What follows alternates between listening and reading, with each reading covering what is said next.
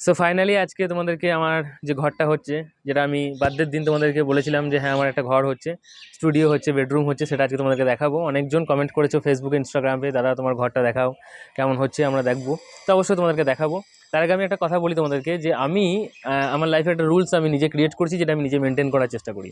সেটা হচ্ছে যে আমি প্রত্যেক বছর আমার বার্থডেতে কে আমাকে উইশ করলো, কে আমাকে কি গিফট দিল, সেটা আমার কাছে বড় কথা নয়। আমি আমার বার্থডেতে আমি নিজেকে কি গিফট দিতে পারলাম, সেটা আমার কাছে খুব বড় কথা। তো প্রত্যেক বছর আমি কিছু না কিছু একটা টার্গেট নিজেকে দিই, এবং সেটা তার পরের বছর গিয়ে আমি অ্যাচিভ করার চেষ্টা করি। আমি অনেকবার সফলও হয়েছি, 2-4বার ফেলিওরও হয়েছি, কিন্তু একদম 0%-এ ফেলিওর না, ঠিক আছে। যাই হোক, আর সবথেকে বড় কথা, আমি প্রত্যেক 5 বছর অন্তর, ঠিক আছে, প্রত্যেক 5 বছর অন্তর যখন আমার বার্থডে আসে, তখন সেই বার্থডে থেকে খুব বড় করে সেলিব্রেট হয়তো অনেকজন করে, কিন্তু আমি যেটা করি সেটা হচ্ছে প্রত্যেক 5 বছর অন্তর আমি নিজের ক্ষেত্রে একটা বড় টার্গেট দিই এবং সেটাকে অ্যাচিভ করার চেষ্টা করি। আমার যখন 15-16 এজ ছিল, তখনই আমি একটা টার্গেট নিয়েছিলাম যে যখন আমার 20 বছর বয়স হবে, তখন আমি নিজের টাকায় একটা বাইক কিনবো। এবং 20 বছর বয়সে আমি নিজের টাকায় বাইক কিনেছি। আমার যখন 20 বছর এজ ছিল, বাইকটা কেনার পর ঠিক 21 বছর 22 বছরের মধ্যেই আমি নিজেকে একটা টার্গেট দিয়েছিলাম যে আমি যখন আমার 25 বছর বয়স হবে, 25 বছর বয়সে আমি নিজের টাকায়, ঠিক আছে, ছোট হলেও একটা ঘর বানাবো, নিজের টাকাতে ঘর বানাবোই বানাবো। এবং সেটা কাজ শুরু হয়ে গেছে, অনেকটাই কাজ এগিয়ে গেছে। আজকে তোমাদেরকে দেখাবো আমার ঘরটা কেমন হচ্ছে। ভগবানের কৃপায় এই ঘর হচ্ছে, খুব ছোটোখাটোর মধ্যেই হচ্ছে।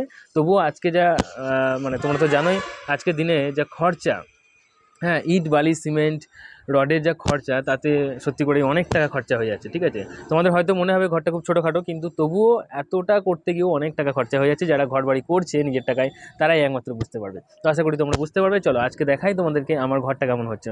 তোমরা অনেক কমেন্ট করছিলে, তো দেখো এটাই মোটামুটি একটা এদিকে ওয়াল উঠে গেছে, তুমি দেখতেই পাচ্ছ, ঠিক আছে। ঠিক এই জায়গাটা আমি তোমাদেরকে দেখাই, ঠিক এই জায়গাটা আমার একটা গেট হবে, ঠিক আছে। আর এই গেট থেকে তুমি যদি ভিতরে আসো, ঠিক আছে, এই জায়গা থেকে তুমি যদি ভিতরে আসো, তাহলে এই জায়গাটা ছোট্ট করে, ঠিক আছে, এই ঠিক ছোট্ট করে এই জায়গাটা একটা বারান্দা হবে, ঠিক আছে। খুব একটা বড় হচ্ছে না, বাট ছোট্ট করেই হচ্ছে। নিচের দিকটা দেখাও, ঠিক আছে। এই জায়গাটা একটা বারান্দা হচ্ছে। আর এই জায়গাটা একটু ভিতর দিয়ে এসো, এই জায়গাটায় আমাদের আরেকটা গেট হচ্ছে, ঠিক আছে। ঠিক আছে, এই জায়গাটায় একটা গেট হবে। এদিকে দেওয়ালটা অনেকটাই উঠে গেছে, একদম পুরো এতটাই হাইট হবে ঘরের, ঠিক আছে, পুরো উঠে গেছে এটা। তো এই জায়গাটায় একটা গেট হবে। আর এই জায়গায় যে বারান্দাটা হচ্ছে, বারান্দা থেকে এগিয়ে এসে, ঠিক আছে, এইদিকে এগিয়ে এসে তোমাদেরকে যে দেখায়, এটা হচ্ছে আমার স্টুডিও ঘর, ঠিক আছে। এবার স্টুডিও ঘরটা দেখায়।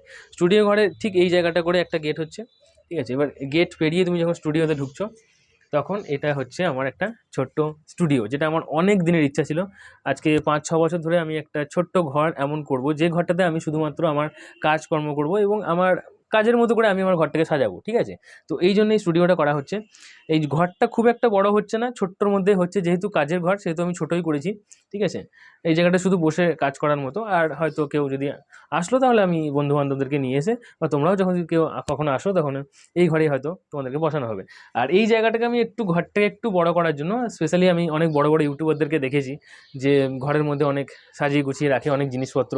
তো ঘরটা তো খুব একটা বড় হচ্ছে না, তো তার জন্য এই জায়গাটাকে আমি একটু ফোল্ড করে বার করেছি। এই জায়গাটার মধ্যে আমার কিছু ভগবানের মূর্তি থাকবে, তার সাথে সাথে আমার কিছু ইলেকট্রনিক্স জিনিস, এবং আমার মতো করে আমি এই জায়গাটাকে ইউটিলাইজ করব, ঠিক আছে। তো এটা যখন পুরো কমপ্লিট হবে, তখনই তোমরা বুঝতে পারবে। এইদিকে কিন্তু পাঁচিল উঠে গেছে, তুমি দেখতে পাচ্ছ, পুরোটাই হাইট হয়ে গেছে এতটা, ঠিক আছে। এদিকে হয়ে গেছে, এদিকে একটা জানলা রয়েছে, এই জানলাটা যথেষ্ট বড় হচ্ছে, প্রায় 4 ফুটের ওপর, হ্যাঁ 4 ফুট, 4 ফুট 4.5 ফুটের মতো জানলাটা হচ্ছে। এদিকে হাওয়া বাতাস পাস হওয়ার জন্য, ঠিক আছে। এসি টেসি তো নেই, আর আমি খুব একটা এসি টেসি প্রেফার করি না, ঠিক আছে। তো যাই হোক, এটা একটা ছোট্ট ঘর, আমার স্টুডিও। এবার তোমাকে দেখায় আমার বেডরুমটা, ঠিক পাশেই এই জায়গাটাতে আমার বেডরুমের দরজাটা হচ্ছে, ঠিক আছে। এই জায়গাটায় আমার বেডরুমের দরজা হচ্ছে। এবার বেডরুমটা এই জায়গাটা একটু ছোট্ট হয়ে যাচ্ছে, কিন্তু বেডরুমটা ভিতর দিকে বড়, ঠিক আছে। তো এগিয়ে এসো, নিচের দিকটা দেখাও, তাহলে বুঝতে পারবে যে এই জায়গাটা খুব ছোট হয়ে যাচ্ছে, ঠিক আছে। এবার এই জায়গাটা ঠিক এইভাবে আসার পর, এই জায়গাটা আসার পর এইভাবে তুমি বেডরুমে আসবে, ঠিক আছে। এটাই আমার বেডরুম। তো বেডরুমটা ঠিক মোটামুটি এরকম একটা জায়গায় হচ্ছে। এদিকে একটা বড় 4 ফুট 4.5 ফুটের জানলা, এদিকেও একটা 4 ফুট 4.5 ফুটের জানলা রেখেছি। যেহেতু এদিকটা পূর্ব দিক হচ্ছে, তো এই দিকটা যখন খাট টাট রাখা হবে, ঠিক আছে, তুমি একটু এদিকে চলে আসো। তো এই জায়গাটা করে যদি খাট রাখি, তাহলে অ্যাকচুয়ালি পূর্ব দিকে এটা হচ্ছে, এবং পূর্ব দিকে সূর্য ওঠে, এবং পূর্ব দিকে মাথা করে শোয়া উচিত আমাদেরকে। সেই জন্য আমরা ভেবেছি এই জায়গাটা করে খাট রাখবো, এবং পূর্ব দিকে মাথা করে আমরা শোবো। তো সেই ক্ষেত্রে জানলা খোলা থাকলেও সুন্দর হাওয়া আসবে, এদিক থেকেও সুন্দর হাওয়া আসবে, ঠিক আছে। এদিকে লিংটন ঢালাই তো হয়ে গেছে, এই দিকটা এখনো ওঠেনি, তবে এই দিকটা মোটামুটি অনেকটা উঠে গেছে, ঠিক আছে। এখনও মেঝে হতে বাকি আছে, এখনও উপরটা উঠবে, ছাদ ঢালাই হতে বাকি আছে, পুরোটাই এখনও কমপ্লিট হতে অনেক বাকি আছে। এই ঘরটাও মোটামুটি একটা বড় হয়েছে, এখন যতটা ছোট লাগছে ততটা ছোট হয়তো হবে না, আর একটু বড় হবে। ঠিক আছে, এবার এটাই মোটামুটি এফোর্ট করতে পেরেছি, টার্গেট অ্যাচিভ করার জন্য একটু তাড়াতাড়ি করেই হচ্ছে। ঠিক আছে, তো এইটাই এখনও পর্যন্ত হচ্ছে, এবং এই যা দুর্মূল্য বাজার তার মধ্যে কিন্তু অনেক টাকা খরচা হয়ে গেছে, এখনও অনেক টাকা খরচা হবে। ঠিক আছে, তোমরা গেস করো, নিচে কমেন্টে জানাও যে ঠিক এই যে তোমাকে স্ট্রাকচারটা দেখালাম, এটা করতে তোমাদের ঠিক কত টাকার মতো খরচা হতে পারে আজকের দিনের বাজারের মূল্য অনুযায়ী। তোমরা নিচে কমেন্টে জানাও ঠিক কত টাকা খরচা হতে পারে। ঠিক আছে, তোমাদের কমেন্ট দেখে আমি বুঝতে পারবো যে তোমরা ঠিক কতটা, ঠিক আছে, ব্যাপারটা জানো। যাই হোক, তো এইটাই মোটামুটি হচ্ছে। আরও কাজ শেষ হয়ে যাওয়ার পরে তোমাদেরকে দেখাবো এরপরে কী কী হচ্ছে না হচ্ছে। ঠিক আছে, এটা জাস্ট বেডরুম এখন হয়ে থাকছে, বিয়ে থা এখনো হয়নি। এবার বিয়ে থা হলে তারপরে হয়তো বউ এসে নিজের মতো করে বেডরুমটা সাজাবে। ঠিক আছে, আর আমি মনে করি যে রুমটা বেডরুম হবে সেটা বউদের দায়িত্বই দিয়ে দেওয়া উচিত, তারা তাদের মতো করে সাজাক।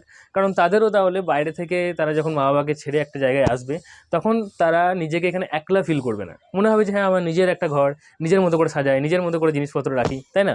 তোমরা কি বলো? নিচে কমেন্টে জানাও। তো এই একটা ছোট্ট ভিডিওটা কেমন লাগলো জানাও। তোমরা তো অনেকদিন থেকেই চাইছিলে যে হ্যাঁ একটা ভিডিও দাও দাদা, তোমার ঘরটা কেমন হচ্ছে।